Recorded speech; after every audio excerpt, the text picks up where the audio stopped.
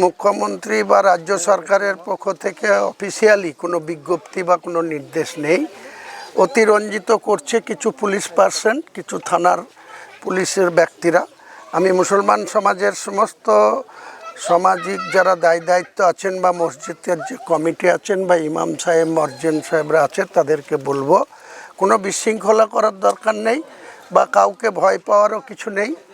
আইন আছে, supreme court হাইকোর্টের নির্দেশ আছে, যেখানে সাউন্ডের একটা বলে দেওয়া আছে, সেটা মেনটেন করে মসজিদে আজান হচ্ছে, হবে, ভবিষ্যতেও হবে, বিগত দিনে হয়েছে, এটা কেউ রুখতে পারবে না।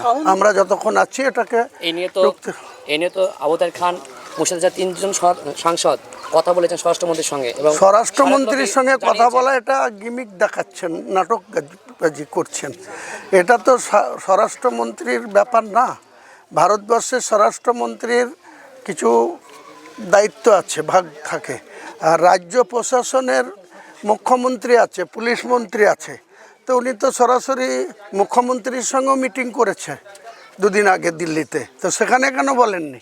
রাষ্ট্রপতি বা প্রধানমন্ত্রী বা স্বরাষ্ট্রমন্ত্রীর এটা ব্যাপার না, এটা রাজ্য প্রশাসনের ব্যাপার।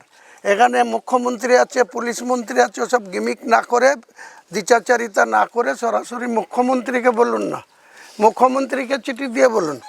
এসব মানুষকে বোকা বানানোর চেষ্টা করা। এরা এখন বিজেপি বিরোধী ভোট নিয়ে এমপি হয়েছে, বিজেপির এনডিএতে গিয়ে সমর্থন করছে। ওরা এলাকায় আসলেই তাড়া খাবে পাবলিকের, সেই তাড়া খাওয়ার ভয়ে এসব কথাবার্তা।